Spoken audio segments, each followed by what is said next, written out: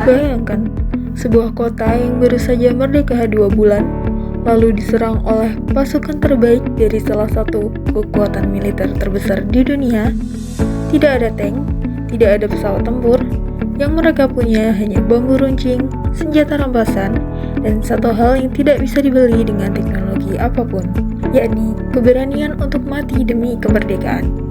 Cerita itu tidak hanya ada di dalam buku sejarah, tapi juga terkubur di dalam bawah tanah, yakni tepatnya di Tugu Pahlawan, Surabaya. September 1945, Indonesia baru merdeka. Tapi kemerdekaan itu belum diakui dunia.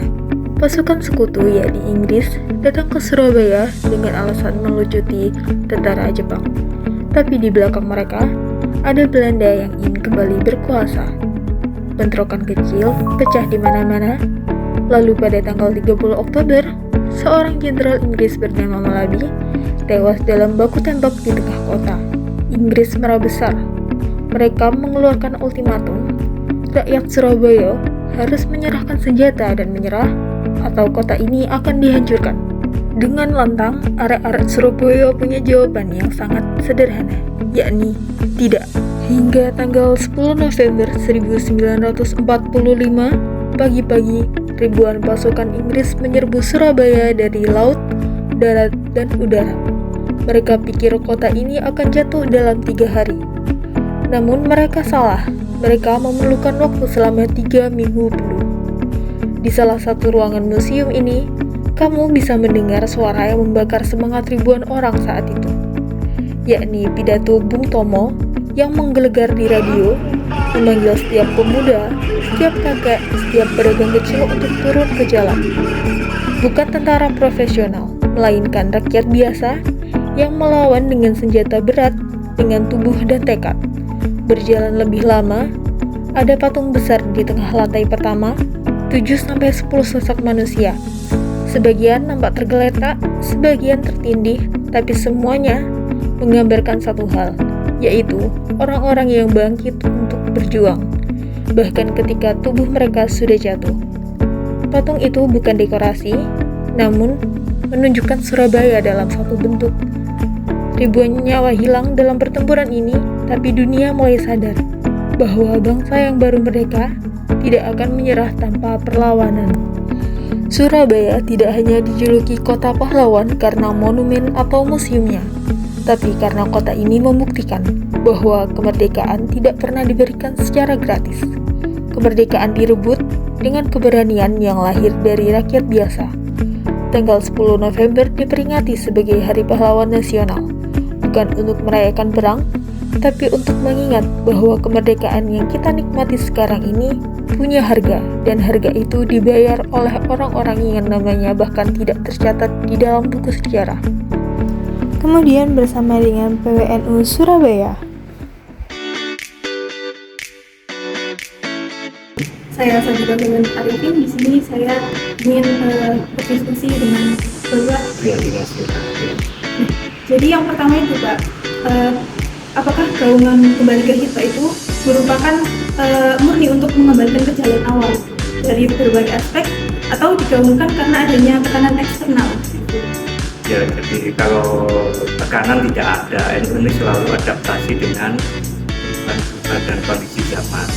Nah, kembali ke Hito 1926, ini sebenarnya memaknai kisah yang digariskan oleh Kiai Haji Hasyim Asy'ari dan para muhajirin atau ulama untuk mendudukkan atau memosisikan eksistensi NU sebagai jamaiyah diniyah ijtimaiyah atau organisasi sosial politik, sosial keagamaan, sosial kemasyarakatan dan keagamaan Islam.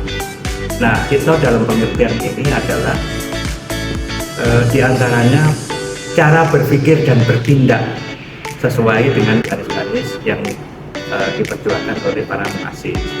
Nah, ada diantaranya terkait dengan partai politik adalah menjaga jarak, karena dengan menjaga jarak ini NU akan tetap berleluasa untuk bergerak di masyarakat, dan prinsipnya adalah menjaga politik keutuhan negara dan keseimbangan dan keutuhan negara Republik Indonesia.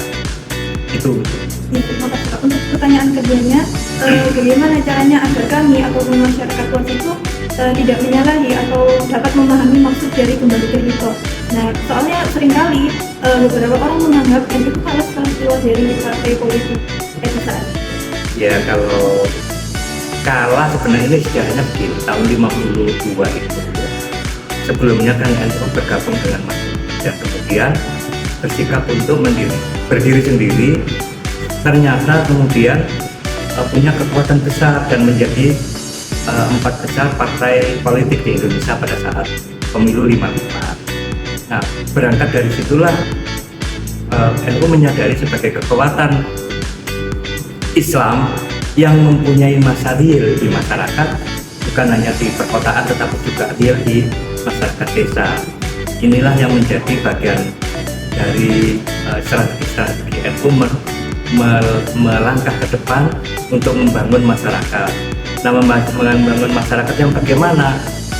Ini yang sebenarnya sudah digariskan oleh para muassis sesuai dengan konsep-konsep Mabadi Khairul Ummah yang itu pada tahun 39 sudah digariskan oleh Kiai Mahfud Siddiq dan kemudian diperkuat lagi dengan konsep itu pada Munas Alim Ulama pada tahun 92 di Bandar Lampung.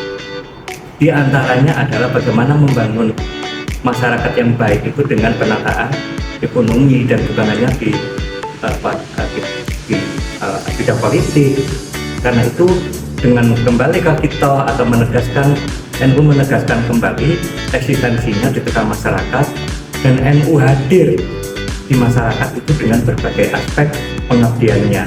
Pertama di bidang dakwah, kemudian di bidang pendidikan dan munculnya banyak pesantren dan sekolah-sekolah sampai perguruan tinggi.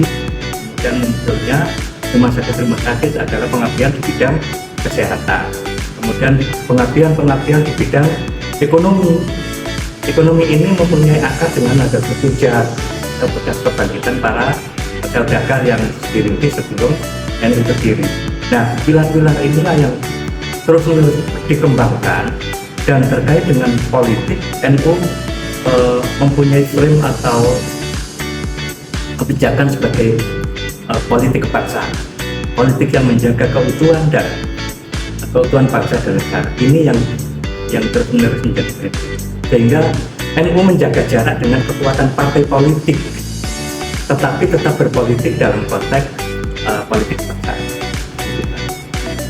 Untuk pertanyaan yang terakhir ini, bagaimana pendapat Bapak sebagai tokoh ormas ini tentang gaungan kembali ke Hito? Ya, Hito 26 atau Hito NU bermakna garis perjuangan NU. Kalau di label 26 sebenarnya kalau dalam konsepnya nggak ada 26, tetapi 26 ini mengingatkan kembali awal berdiri. Nah, terus bergaung itu sesuai konteks zaman, dan kalau dalam kaitan dengan politik ya NU tetap menjaga jarak dengan seluruh kekuatan partai politik, tetapi membolehkan warganya untuk berpolitik praktis.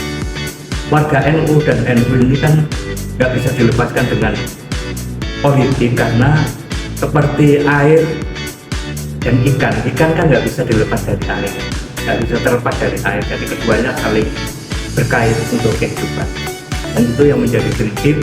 Dan sekarang saya kira kehadiran NU di berbagai bidang, baik pengabdian di berbagai bidang pengabdian atau khidmatnya itu menunjukkan bagaimana NU atau eksistensi NU berada di tengah masyarakat itu dengan kehadirannya, selalu ada kehadiran. Ya, tadi saya sebutkan bidang dakwah, pendidikan, kesehatan, dan ekonomi. Ini elemen-elemen penting yang menjadi pijakan yang sudah digariskan sebagai dari konsep Mabadi Khairul Ummah para muassis.